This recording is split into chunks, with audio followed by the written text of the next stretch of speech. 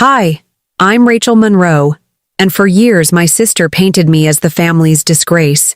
She never missed a chance to mock me, even in front of strangers.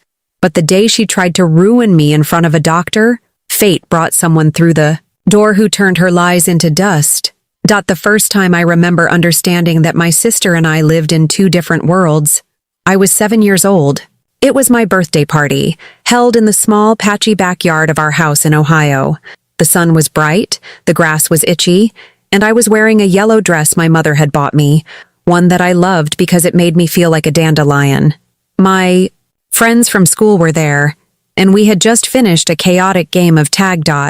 My father carried out the cake, my mother beaming behind him. They set it on the picnic table. It was a simple sheet cake with my name, Rachel, written in wobbly, blue icing. I was thrilled. But then, my mother clapped her hands together. "Okay, everyone, before we have cake, presents for the birthday girl." My father brought out a large, beautifully wrapped box. It was covered in shiny pink paper with a perfect silver bow. I had never seen a present so grand.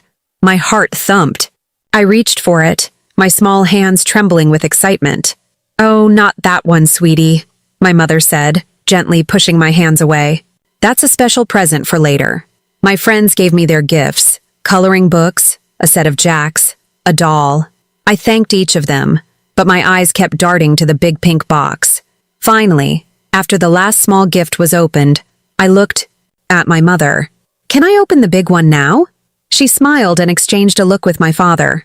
"Of course, but that one is for Erin, too. It's a sister gift." I didn't understand. It was my birthday. Erin, who was 9, had been sitting on the steps looking bored the whole time. She perked up immediately. We opened the box together, tearing at the paper. Inside was a magnificent dollhouse, 3 stories tall with tiny furniture and little flower boxes under the windows. It was the most wonderful thing I had ever seen. "Wow," I breathed, reaching for a tiny chair. Erin slapped my hand away. "I get to set it up first. I'm older." She immediately began arranging the furniture, claiming the biggest bedroom for her favorite doll. My mother knelt beside her. "Isn't this lovely, Erin? You'll take good care of it, won't you?" My father patted my head. "It's your dollhouse too, Rach. You just have to share." But I knew, even then, that it wasn't mine. It was Erin's dollhouse, given on my birthday. I was an afterthought. I watched them, my sister and mother, cooing over the miniature rooms, and felt a cold, hollow space open up inside my chest. I looked down at my yellow dress and no longer felt like a dandelion. I just felt small.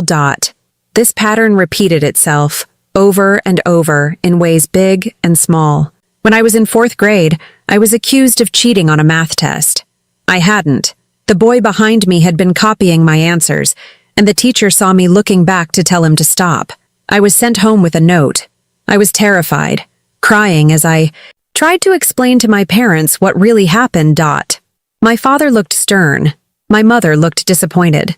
Erin, who was doing her homework at the kitchen table, piped up without looking up from her book. "She's always been sneaky," she said calmly. "She probably did it. She's not that good at math anyway." That was it. The case was closed. My parents' faces hardened. My explanation was just a lie. Erin's casual comment was the truth. I was grounded for 2 weeks. I had to write an apology letter to the teacher. The injustice of it burned in my stomach. It wasn't just that they didn't believe me. It was how easily they accepted Erin's version, how her words had the power to shape my reality. I learned to be quiet. I learned to retreat into books, into worlds where things made sense, where heroes were good and villains were bad, and the truth always came out in the end. I excelled in school. It was the one place where the rules were clear. If you did the work, you got the grade. No one could twist that. But even that became a problem. My straight A's were not a source of pride for my family. They were a source of concern. "You spend too much time in your room with those books. Rachel," my mother would say at dinner, passing the mashed potatoes, "you need to be more like your sister. Go out, make friends." Erin, who was a cheerleader and effortlessly popular, would give me a pitying look across the table. "It's not her fault, Mom. Some people are just awkward." When I was a senior in high school, I received an acceptance letter to the state university. Tucked inside was another letter informing me I'd been awarded a significant academic scholarship. It would cover nearly all of my tuition. I felt like I could fly. I ran downstairs waving the papers. I got in. I got a scholarship. My father glanced at it. Well, that's good. Saves us some money. My mother hugged me briefly. That's wonderful, dear. But are you sure you're ready? It's a big campus. You know you get overwhelmed so easily. Erin was on the phone, but she hung up to join the conversation. Ohio State? That's a huge party school. Are you sure you'll fit in, Rachel? She asked, her voice laced with fake concern. You don't want to get in over your head. The joy drained out of me, replaced by a familiar anxiety. They had done it again. They had taken my biggest achievement and turned it into a weakness. Another piece of evidence for the case they were building against me. Rachel, the fragile one. Rachel, the unstable one. The worst part was, a small part of me started to believe them. Maybe I was too fragile. Maybe I would be overwhelmed. Their version of me was so consistent, so unwavering, that it felt more real than my own. But another part of me, a small, stubborn kernel of defiance, decided to go anyway. I had to. It was my only way out. College was exactly what I needed it to be. Anonymous. For the first time, I wasn't Erin's little sister. I was just Rachel Monroe, a face in a lecture hall of 300 students. I was terrified and lonely, but I was also free. I clung to the structure of my classes like a life raft. The world of academia was logical. An argument was either sound or it wasn't. A calculation was either correct or incorrect. It was a relief. From the shifting emotional landscape of my home, I found my passion in an introductory accounting class. Most people found it dry, but I loved it. I loved the order, the precision, the way every number had its place and every column had to balance. It was like a puzzle with a single right answer. In a world where truth had always been subjective, dictated by my sister's whims, the certainty of numbers felt like a sanctuary. I took a forensic accounting class my junior year, taught by a professor named Dr. Albright. He was a sharp, no-nonsense man who had spent 20 years working for the FBI. He saw something in me that my family never had. You have a good mind for this, Monroe, he told me after I'd found a subtle error in a case study that everyone else had missed. You don't just see the numbers, you see the story they're trying to tell. You see the lie. His words were like water on parched earth. It was the first time an authority figure had validated my skills without a single reservation. His encouragement was the reason I pursued it as a career. After graduation, I moved to a city a few hours away. I got a small, clean apartment with a window that looked out over a parking lot, and I loved it because it was mine. I started at a mid-sized accounting firm, doing audits. The work was meticulous and demanding, and I was good at it. I was slowly, quietly building a life that had nothing to do with my family's narrative of me. But the narrative followed, me. I'd go home for holidays, and the dynamic would snap right back into place. Erin was married by then, to a man who ran his father's car dealership.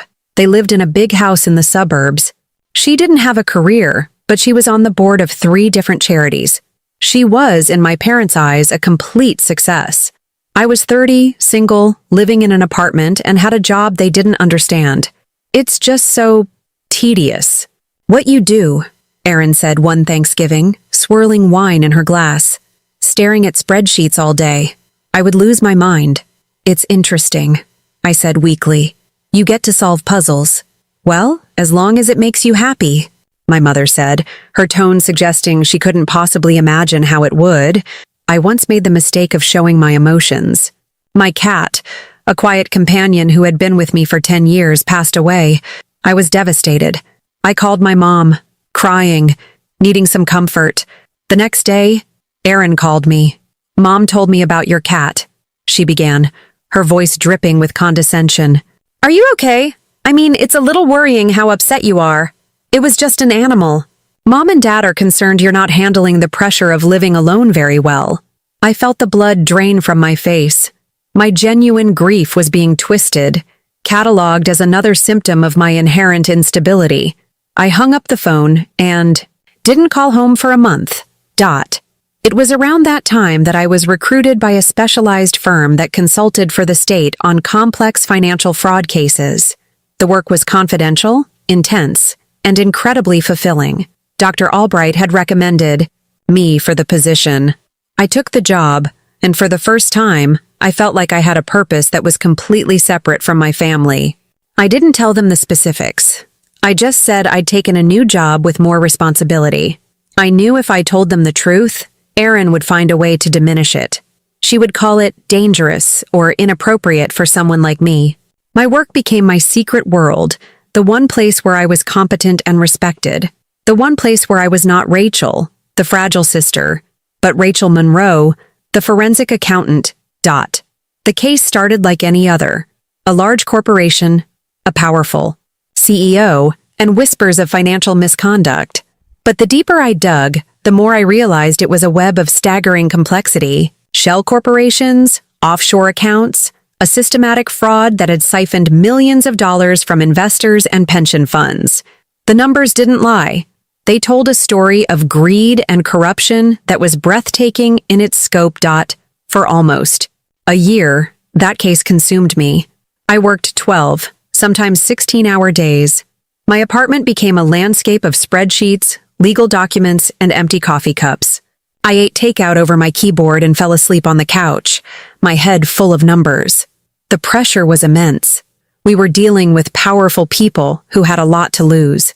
The state prosecutor's office was building its case almost entirely on the evidence I was uncovering. The work was isolating. I couldn't talk to anyone about it. My colleagues and I spoke in code. I felt the weight of the secrets I was carrying. The stress began to take a physical toll. I had constant headaches. I lost weight.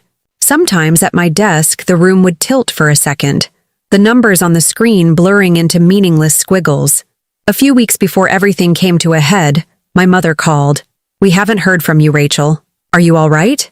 "Erin said you sounded strange the last time you spoke." Erin and I hadn't spoken in 2 months. "I'm fine, Mom. Just busy with a big project at work." "You're always busy with work," she sighed. "You need to find some balance in your life. Look at your sister. She has a wonderful husband, a beautiful home. She's happy." The comparison was as old as time, but it still found a way to cut me. "My life is fine, Mom." "Well, you just sound tired. You sound frayed." Erin and I were talking, and we're worried you might be heading for some kind of breakdown. A breakdown. That was the word they had been waiting to use my entire life. It was the ultimate validation of their story. I felt a surge of cold anger. "I'm not having a breakdown," I said, my voice tight. "I have to go." I hung up before she could reply. Her words, Erin's words spoken through her, echoed in my head. Frayed. Breakdown. Unstable. The stress from the case and the renewed assault from my family were a toxic combination. I felt like a rope being pulled from both ends, the strands beginning to snap. A few days later, it happened. I was at the office, walking to the copy machine to scan a crucial document. I felt a wave of dizziness, far more intense than before. The fluorescent lights overhead seemed to pulse and dim. The cheerful chatter of my colleagues faded into a distant hum. My knees buckled. The world went dark. When I came to, my boss, Mark, was kneeling beside me, his face a mask of concern. Someone had put a pillow under my head. Paramedics were on their way. As they helped me onto a stretcher, I felt a wave of shame so profound it made me want to disappear.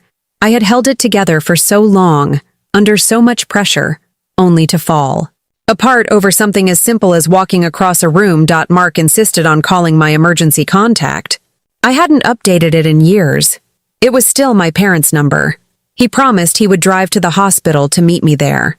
And that's how, an hour later, I found myself lying in a sterile emergency room cubicle, the thin curtain doing little to muffle the sounds of the hospital. And that's how my sister Erin came to be there. My parents, of course, had called her. She was the capable one, the one who handled things. She walked in not with a look of concern, but with a look I knew all too well. It was a look of opportunity. The paper on the examination table crinkled under me with every nervous shift of my weight. The air in the small hospital room was cold and smelled of antiseptic, a clean, sharp scent that did nothing to calm the frantic beating in my chest. My work clothes felt rumpled and wrong in this place. Aaron had arrived 10 minutes ago, all brisk efficiency and feigned worry. "Oh, Rachel, what have you done to yourself now?" she'd said, kissing the air beside my cheek. Now, she was perched on the visitor's stool, looking perfectly put together as always, her legs crossed elegantly at the ankle. The doctor, a man with tired eyes and what had seemed like a kind face, was asking me routine questions. "Any history of fainting? Dizziness? Chronic stress?" I opened my mouth to explain the crushing workload, the sleepless nights, the year of relentless pressure. But Erin's voice sliced through the air first. "She's probably on drugs," she said. The words were casual, dropped into the quiet room like a stone into a still pond. A small, knowing smirk played on her lips as she looked at the doctor, sharing a secret. "She's always been unstable." The doctor's pen stopped scratching on his notepad. His kind eyes flickered from Aaron to me, and the kindness was gone. It was replaced by a professional coolness, a sudden distance. In that one moment, I wasn't a patient with a potential medical issue anymore. I was a liability. I was an unreliable witness to my own life. I felt my dignity, already frayed from the embarrassment of collapsing, begin to unravel completely. The story she had been writing for me my entire life was reaching its final damning chapter. His tone changed. "Ma'am, do you use any recreational substances? It's important you're honest with me." It was no longer a gentle inquiry. It was an accusation. He was jotting notes, his pen moving quickly now. I looked at Erin. She leaned back with a satisfied look, as if she'd just solved a puzzle. She was enjoying this. She was watching me fall and was ready to push me the rest of the way. "No," I said, my voice sounding weak and thin even to my own ears. "I don't use drugs. I don't even drink. I have a very demanding job. I think I just collapsed from exhaustion." "A demanding job?" Erin scoffed softly, as if I'd told a silly joke. She looked at the doctor. "She's an accountant. It's not exactly a high-stress field. She just has a tendency to be dramatic." The curtain separating my cubicle from the hallway wasn't pulled all the way shut. I could hear the squeak of nurses' shoes, the low murmur of other people waiting. Erin must have noticed the gap, because she raised her voice just enough for it to carry. "See? She's always defensive," she announced, performing for the doctor and anyone else who might be listening. "Typical addict behavior. Denial." My stomach churned with a nausea that had nothing to do with my collapse. The humiliation was a physical weight, pressing down on my chest, making it hard to breathe. This was her masterpiece. She was trying to have me labeled, to have her version of me written into an official medical record, a document that would follow me forever. I felt a familiar heat rise in my face, the old, helpless anger that had been my companion for 30 years. All the years of biting my tongue, of letting her comments slide, of telling myself it wasn't worth the fight, boiled inside me. I wanted to scream. I wanted to tear down the whole ugly architecture of lies she had built around me. But I didn't. Something in me had shifted. Maybe it was the collapse. Maybe it was just 30 years of exhaustion. I went quiet. I looked down at my hands, then at the worn leather bag sitting on the floor beside me. My fingers twitched. Inside that bag was a thick file folder, a copy of the case summary I was supposed to have scanned. It was heavy with papers, heavy with facts, heavy with the truth of my life's work. It was proof. Not proof that I wasn't a drug addict. How do you prove a negative? But proof of who I really was. Proof of the competent, meticulous person I had become when no one in my family was looking. I clutched the handle of the bag, my knuckles white. Suddenly, a sharp knock echoed on the doorframe, making all three of us jump. The door swung open before the doctor could even respond. A tall man in a dark, well-fitting suit stepped inside. He had a serious face and an air of complete authority that seemed to suck all the air out of the small room. He held up a badge. "Sorry to interrupt," he said, his voice calm and firm. "I'm David Sterling from the state prosecutor's office.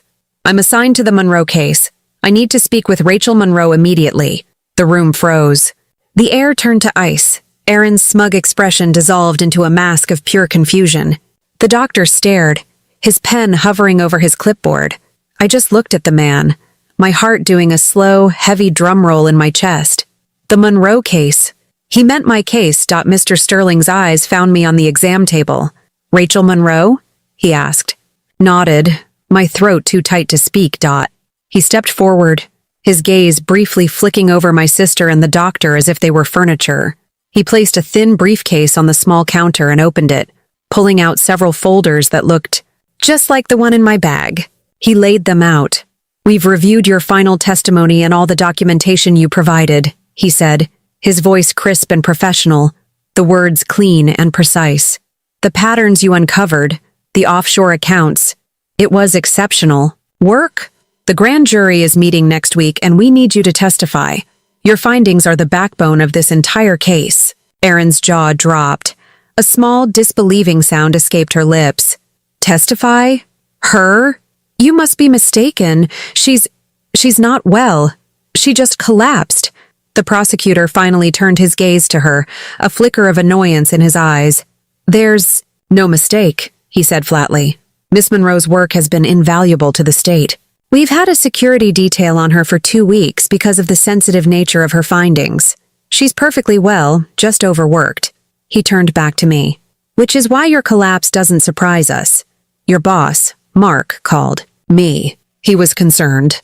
The doctor's face was a picture of dawning comprehension. The suspicion vanished instantly, replaced by something that looked like awe, and then deep, professional respect. He slowly lowered his clipboard, looking at me as if for the first time. The entire narrative of the room had been rewritten in 30 seconds. I slid off the exam table, my legs feeling steady for the first time all day. I looked at Erin. Her face was pale, her mouth opening and closing like a fish. The confidence, the certainty, the casual cruelty, it had all evaporated. She was exposed. Her lies turned to dust by a truth so large and undeniable it filled the entire room. I didn't say a word to her. I didn't need to. I didn't look at her with anger or triumph. I just looked past her. My silent endurance had paid off in a way I never could have imagined. My victory wasn't in shouting. It was in the quiet, methodical work I had done, in the person I had built myself into, far away from her poisonous whispers. I'm ready, I said to the prosecutor, my voice clear and even. I picked up my bag and followed him out of the room. I did not look back. Every step I took down the bustling hospital corridor felt firm and deliberate. For once, the silence came from Erin, not Rachel. Her inability to speak, to conjure another lie, was the only victory speech I would ever need. Outside, comma. The evening air was cool on my skin. I took a deep, steadying breath, the scent of city rain and exhaust filling my lungs. It was the smell of the real world, my world, and it had never smelled so sweet. My sister's lies couldn't touch me anymore. The truth had walked into the room at the perfect moment. Sometimes justice arrives without a word. Have you ever had a family member twist the truth against you? Comment your story, hit like, and subscribe for more powerful tales where betrayal meets justice.